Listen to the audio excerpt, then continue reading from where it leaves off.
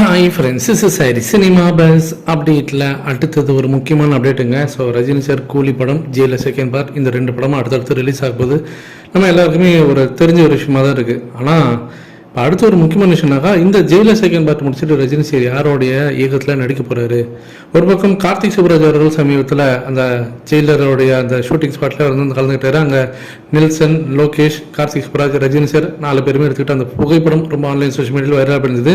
அது சம்மந்தமாக அவர் கூட ஒரு பேட்டி கூட கொடுத்திருந்தார். ஸோ அநேகமாக சன் பிக்சர்ஸ் மீண்டும் வந்து கார்த்திக் சுப்ராஜ், ரஜினி சார் வச்சு ஒரு கூட்டணி வச்சு ஒரு படம் பண்ண போகிறாங்களா அப்படின்னு ஒரு கேள்வி பக்கம் இருந்தாலுமே கூட, இப்போ லைக்கா நிறுவனத்தோடைய அந்த ப்ரொடக்ஷன் டீம் பார்த்தீங்கன்னா கிட்டத்தட்ட ரொம்ப சோர்ந்து போயிட்டாங்க.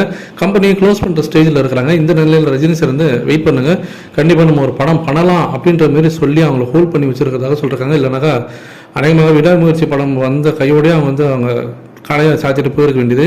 ரஜினி சார் ஹோல்ட் பண்ணி வச்சிருக்கனால அவங்க வெயிட் பண்ணியிருக்காங்க. மேபி அவங்களுக்கு ஒரு படம் ரஜினி சார் இடைப்பட்டுக்காப்புல ஒரு படம் பண்ணுவார் அப்படின்ற மாரி ஒரு விஷயம் ஒன்றுங்க. அது மேபி கார்த்திக் சுப்ராஜ் கூட ரஜினி சார் வச்சு பண்ணலாம். என்ன பண்ண போகிறாங்கன்றது தெரியல. இதற்கிடையில் இப்போ லோகேஷ் கனகராஜ் அவர்கள் பார்த்தீங்கன்னா தன்னுடைய நண்பர்கள்ட்டெல்லாம் ஒரு விஷயம் சொல்லியிருந்தார். என்னன்னா, ரஜினி சார் வந்து தனக்கு இன்னொன்று படம் கண்டிப்பாக பண்ணுவார் அப்படின்ற மாதிரி அவர் ரொம்ப நம்பிக்கையுடன் காத்திருக்காரு. ஏன்னா அந்தளவுக்கு லோகேஷ் கனகராஜோடைய அந்த நேர்த்தியான அந்த ஒர்க்ஸு, அவருடைய அந்த படத்தோடைய எடுத்த விதம், ஷூட்டிங் ஸ்பாட்டில் அவர் ஹேண்டில் பண்ண விதம், அதெல்லாம் பார்க்கும்போது ரஜினி சாருக்கு ரொம்பவே சந்தோஷம், ஹாப்பியாக இருக்குது. இவன் தான் அவர் வந்து கமல் சாரோட ஃபேனாக இருந்தாலுமே கூட இந்த படத்தை வந்து பிரமாதமாக எடுத்திருக்காரு அப்படின்ற மாரி அவர் ரொம்ப ஹாப்பியாக இருக்கனால மேபி இன்னொரு படம் சேர்ந்து பண்ணலாம் அப்படின்ற மாதிரி கூட அவர் வந்து பேசுகிறதாக சொல்கிறாங்க.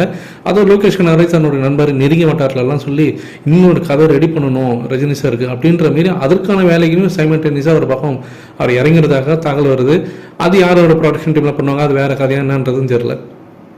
இது ஒரு பக்கம் போயிட்டு இருக்கும்போது அடுத்தது இப்போ யார் படத்தில் நடிப்பாங்க அப்படின்றது ஒரு பக்கம் எடுத்து வச்சிடும். அது கண்டிப்பாக அது லோகேஷ் கனகராஜ் இல்லைன்னா கார்த்திக் சுப்ராஜா தான் இருக்கும் எனக்கு தெரிஞ்சு.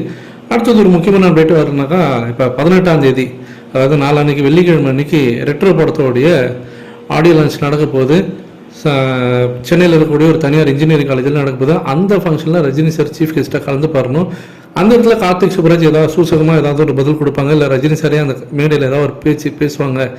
அநேகமாக இவங்களோட கொலாபரேஷன் வரக்கூடிய படமாக இருந்தால் தான் அங்கேயே நமக்கு வந்து ஒரு ஹிண்ட் மாதிரி கிடைச்சிடும் அப்படின்றது சொல்லிட்டு ஃபேன்ஸ் எல்லாருமே எதிர்பார்த்து காத்திருக்காங்க. நீங்கள் எந்த அளவுக்கு எதிர்பார்த்து காத்திருக்கீங்க ரஜினி சாரோட ஸ்பீச்சுக்காக? நாளைக்கு ஒருவேளை ஒரு ஜெயிலர் செகண்ட் பார்ட்டில் அந்த ஷூட்டிங்கில் பிஸியாக இருந்துட்டாருன்னா வரமாட்டார்.